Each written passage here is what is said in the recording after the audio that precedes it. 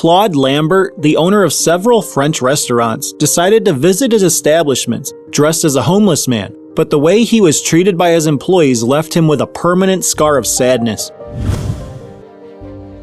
Claude Lambert owned several luxurious restaurants in the French capital and surrounding cities. He had felt severe pain in his liver for a long time but kept putting off seeing a doctor because he was a very busy businessman and would not give in to any pain he felt. But when he finally saw a doctor, he was diagnosed with late-stage cancer. It was inoperable, but only palliative treatments were possible. At that point, there was no more hope for recovery. So he dedicated his last months to giving a better life to those who deserved it. The restaurant owner dressed up as a homeless man and hired a professional makeup artist to add some touches to his disguise.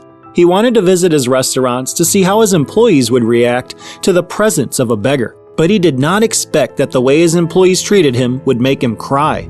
Claude first visited his most famous restaurant, one known throughout the country and a famous space for important events. The manager of the place walked up to him angrily and demanded that the homeless man leave immediately. Claude Lambert said he wanted to eat in that restaurant because he was hungry and had nowhere else to go. The manager advised him to shower and take off the rags he was wearing for clothes. Only then would he be allowed to stay in the restaurant and watch the customers eating. "Get real, old man," said the manager rudely. "Someone like you could never eat here. This place is meant for people who can afford it, not bums like you." He quickly called security guards to remove the unwanted visitor from the restaurant. Claude was shocked by the treatment he received.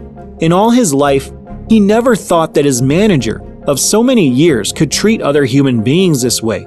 The older man had strived for many years to make his restaurants accessible to all social classes, so he was disappointed to realize that he had failed to instill in his employees a greater sense of respect for customers, regardless of their social status.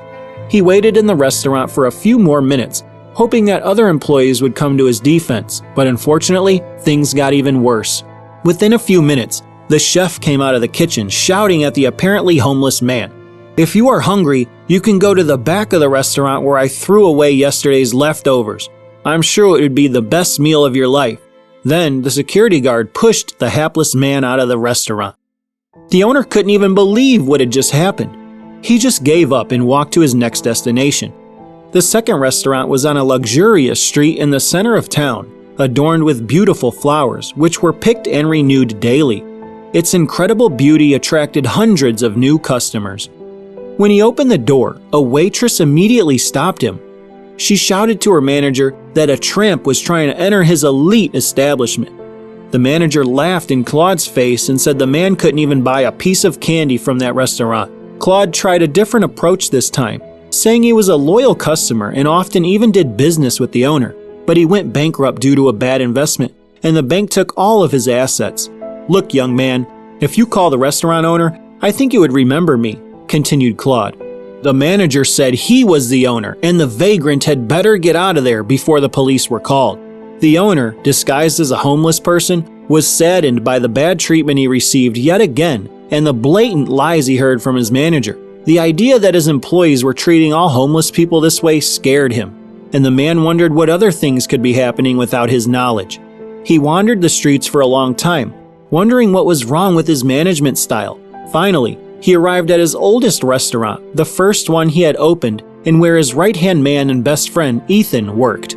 Ethan had been his assistant since the opening of the first restaurant 15 years ago, and had been at Claude's side ever since.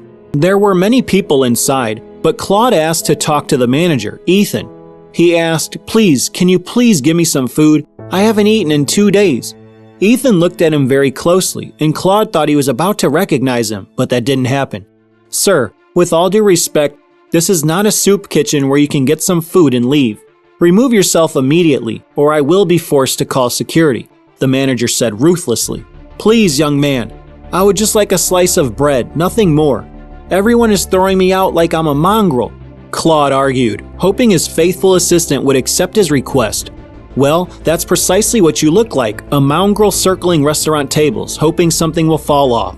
Claude insisted and said he used to be a wealthy businessman, but lost everything because of an accident. He told Ethan that he knew that, deep down, he was a good man who wanted to help those in need. However, he heard an answer that shook him profoundly and wished he had never heard. Ethan came up to Claude and said softly in his ear, "I put a lot of energy into developing this restaurant chain. If it weren't for me, the owner, who is obsessed with helping the needy, would have gone bankrupt long ago. But soon, he will die of cancer, and it will all be mine. So now get out of my establishment immediately." Claude was so shocked that he left the restaurant with tear-filled eyes. Ethan was a man he had trusted blindly, and after hearing all that, it was tough to keep quiet and maintain his character. The last establishment he would visit was further away from the city, on the beautiful Atlantic coast surrounding the country. Day or night, the establishment provides gorgeous views for its customers. Because of this, it was a favorite place for wedding proposals and the most expensive celebrations. The restaurant was fully booked every day, and it was only possible to have a meal with a reservation. Claude was sure that the story would be the same as the other places, or even worse.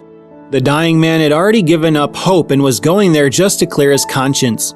As usual, a security guard met him at the door and asked where the homeless man was going. When Claude complained of hunger and asked for a slice of bread, the guard called the manager. He mentally prepared himself for the same old story, but to his surprise, he heard the manager politely say, "How can I help you?" The supposed homeless man told the same story of being sick, hungry, and kicked out of every other restaurant like a mangy mongrel. The manager asked the man to wait outside and he would see what could be done. Claude waited outside for almost an hour and a half, and when he finally decided they had been politely rejected and was getting ready to leave, the manager caught up with him and invited him in because his table was ready. When he got to the center of the restaurant, there was a table full of food. After the manager invited the guests to sit at the table, he began to tell his own story. "My name is Luis, and I have worked here for only a year. I had a successful business for several years, but one day, I was in a car accident with my family and lost everything. I sold all my assets to pay for my wife's treatment, but the doctors couldn't save her. This was when I started to drink and soon spent everything left on alcohol. But one day, I came here and asked for food. The owner of the place not only fed me, but also hired me and gave me back my dignity, which I thought I had already lost. He reminded me that I have children to raise and that I should set an example for them. So, I have been at the bottom of the well, but thanks to some help, I was able to get out. And today, I am well again. Who knows, maybe I can do the same for you?" At this point, Claude began to remember this man and his whole story. Then, already moved, he heard something even more captivating. "Well, I want to help you, so I want you to come back tomorrow to start work. Don't worry about your clothes or hair. We will fix that when you arrive. Now, I have to leave, but enjoy your meal and think about my proposal," said the manager, who left the table and went home after a long day. The following day, before the restaurant opened, Claude Lambert gathered all the chain employees in his beautiful restaurant by the sea.